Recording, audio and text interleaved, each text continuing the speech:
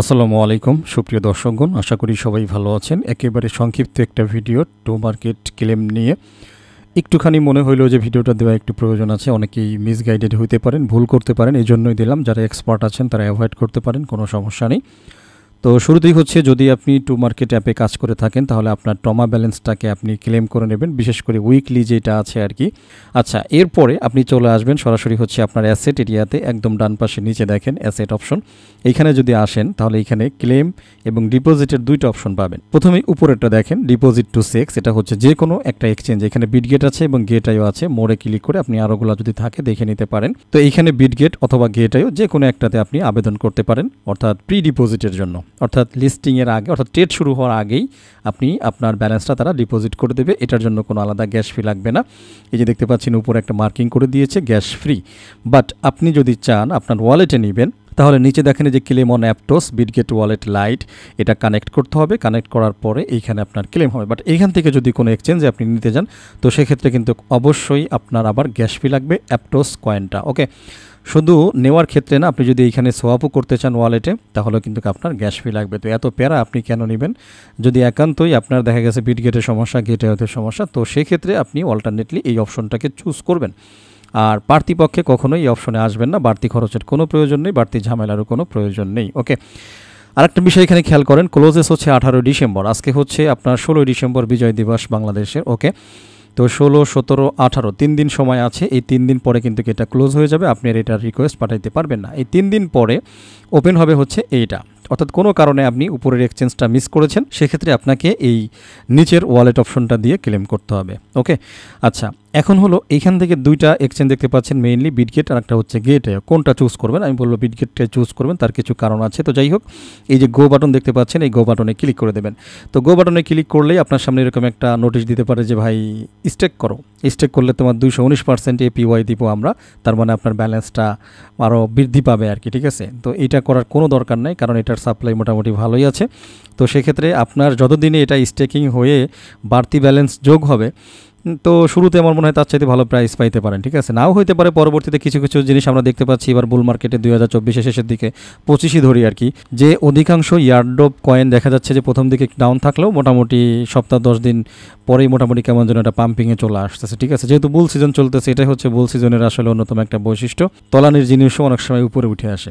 আচ্ছা, যাই হোক, আমি স্টেক দেওয়ার পক্ষপাতী না। তবে হ্যাঁ, আপনার যদি ব্যালেন্স খুবই সীমিত থাকে তো সেক্ষেত্রে আপনি স্টেক দিয়ে ব্যালেন্সটাকে বৃদ্ধি করতে পারেন। এটা হচ্ছে একটা পরামর্শ বা একটা টিপস। তো সেক্ষেত্রে আপনার কপালে থাকলে তখন দেখা গেছে যে হয়তো ভালো পরিমাণের একটা অ্যামাউন্ট হয়ে যেতে পারে, আর ততদিনে যদি পাম্পিং করে তাহলে ভালো হবে। বাট আপনার একটু ভালো ব্যালেন্স আছে তাহলে আমার পরামর্শ হচ্ছে আপনি স্টেক দিবেন না। ওকে, নিচের অপশনটা চুজ করবেন, skip and start pre deposit, এখানে টাচ করে দেবেন। তারপরে এরকম আসবে, দেখেন যে বিটগেটটা কেন চুজ করতে বলছে। যদি আপনি বিটগেটে ডিপোজিট করেন তাহলে এইখানে তারা $2 লাখ একটা ট্রমা প্রাইস রাখছে, ফার্স্ট কাম ফার্স্ট সার্ভ, এরকম একটা ব্যাপার স্যাপার। তো এইখানে যদি আপনি ডিপোজিট করেন তাহলে আপনার ডিপোজিট ব্যালেন্সের সাথে বিটগেটের পক্ষ থেকে আরও ব্যালেন্স খানিকটা অ্যাড হইতে পারে। ঠিক আছে, এরকম কিছু হইতে পারে। আর গেটওয়েতে মাত্র $20,000, তো কোথায় $2 লাখ আর কোথায় হচ্ছে $20,000।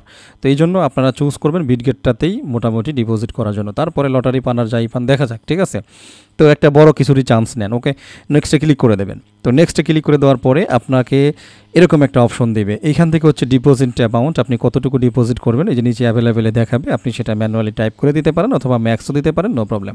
ওকে, তো ম্যাক্স দেওয়ার দরকার নেই। আমি মনে করি ডটের পরে যেটা আছে ওইটা দরকার নেই, ওটা থাকুক। ঠিক আছে, অনেক সময় এই ডটের পরে এটার কারণে ঝামেলা হয়, কোনো প্রয়োজন নাই। আপনি জাস্ট ডটটা বাদ রাখবেন, ডটের পরে যা আছে ওটা বসাবেন না, প্লেন ফিগার বসাবেন। ওকে, আচ্ছা, এরপরে হচ্ছে বিটগেট ইউআইডি। আপনার বিটগেট যেতে হবে, বিটগেট গিয়ে বিটগেটের ইউআইডিটা নিতে হবে। যে দেখতে পাচ্ছেন বিটগেট, আপনি আপনার প্রোফাইলে আসবেন, ওই যে ইউআইডিটা আছে ওইটা কপি করে নিয়ে আসবেন। ঠিক আছে, কপি করে নিয়ে এসে আপনি বসিয়ে দেবেন। আর একটা জিনিস লাগবে, সেটা হচ্ছে যে আপনি আপনার বিটগেটে যখন ঢুকবেন সেইখানে হচ্ছে অ্যাসেট অপশন থেকে আপনি ডিপোজিটে যাবেন। ডিপোজিটে যাওয়ার পরে এই যে এপিটি লিখে সার্চ করবেন, এরপরে এপিটির অ্যাড্রেসটাকেও নিয়ে আসবেন কপি করে। ওকে, তো সব কিছু এখানে বসিয়ে দেবেন। যে ইউআইডিটা বসাইছি আমি, অ্যাড্রেসটা বসাইছি, অবশ্যই অ্যাপটোস নেটওয়ার্ক এখানে ব্র্যাকেটে দিয়ে দিয়েছে, সুতরাং অন্য কোনো নেটওয়ার্ক কিন্তু চুজ করবেন না। আবারও দেখাই, ভালো করে দেখেন, ওই লোগোটার কথা মনে রাখবেন, এপিটি, এবং লেখা থাকবে অ্যাপটোস নেটওয়ার্ক, আর আপনি এখান থেকে অ্যাড্রেসটা নেবেন। ফাইনালি সব কিছু যখন হয়ে যাবে, এই যে সাবমিট বাটন দেখতে পাচ্ছেন, এই সাবমিটে একটা ক্লিক করে দেবেন। ঠিক আছে, তো সাবমিট ক্লিক করার পরে আপনাকে আবারও একবার ভেরিফাই দেওয়ার জন্য তারা বলবে। আপনার সব কিছু যদি ঠিক থাকে আপনি কনফার্ম একটা ক্লিক করে দেবেন, তাহলেই হচ্ছে আপনার এটা কনফার্ম হয়ে যাবে। এবং পাশাপাশি আপনি যে বিটগেটে রিকোয়েস্ট করেছেন, ওই যে দেখেন বিটগেটে টিক মার্ক দেখাচ্ছে, তার মানে এটা কিন্তু আপনি অলরেডি করে ফেলেছেন। যদি কোনো কারণে মিস্টেক হয়, এই যে এডিট অপশন আছে, আপনি 18 তারিখের আগে আপনি চাইলে এটা এডিটও করতে পারবেন, নো প্রবলেম, কোনো সমস্যা নেই, ঠিক আছে। তো টমা এক্সচেঞ্জারে লিস্টিং নিয়ে এতটুকুই ছিল হচ্ছে অ্যাকচুয়ালি ভিডিও। আজকে মোটামুটি বেশ কয়েকটা লিস্টিং আছে, 16 ডিসেম্বরে আছে, 17 ডিসেম্বরে আছে। আমরা একটা সময় কাজ করেছি বুল মার্কেট বা বুল সিজন যেটাই বলেন না কেন, অ্যাকচুয়ালি এখন হচ্ছে এয়ারড্রপ পাওয়ার সিজন। অলরেডি আমরা একের পর এক লিস্টিং দেখতে পাচ্ছি। ইভেন নতুন যে সমস্ত প্রজেক্টগুলো আসতেছে সেই প্রজেক্টগুলোও কিন্তু বেশি একটা সময় নেবে না, কারণ প্রত্যেকেই চাইবে বুল সিজনটা ধরার, ঠিক আছে। তো স্বাভাবিকভাবেই আপনারা চেষ্টা করবেন যেই প্রজেক্টগুলো আমি আপনাদের সাথে শেয়ার করবো, এগুলো অনেক চিন্তাভাবনার পরে শেয়ার করতেছি রিসেন্টলি, সুতরাং একটা প্রজেক্ট কেউ মিস দিবেন না।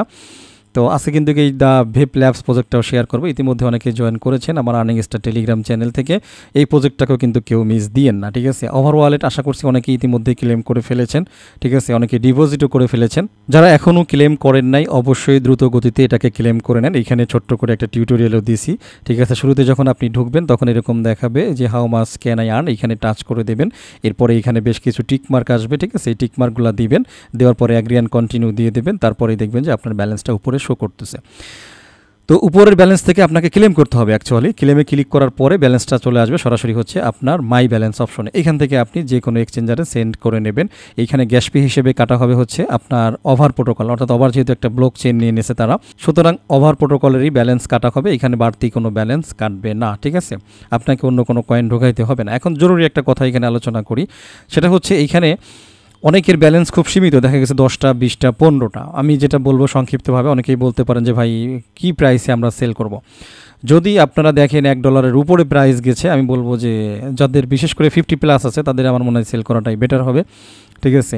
আর যদি আপনি দেখেন 10 সেন্ট 20 সেন্ট করে হয়েছে, বিশেষ করে যাদের 50 বা 100 নিচে আছে, আমি মনে করি যে 10 সেন্ট 20 সেন্টে সেল দেওয়া কোনো দরকার নেই। এই যে হোম স্টেকিং অপশন আছে, তবে স্টেকিং দেওয়ার বিপক্ষে আমি, স্টেকিং দেওয়ার কোনো প্রয়োজন নাই। আপনি এক্সচেঞ্জেই হোল্ড করবেন, এক্সচেঞ্জেই হোল্ড করে বসে থাকবেন, অথবা ভালো একটা দাম সেট করে বসে থাকবেন, ঠিক আছে।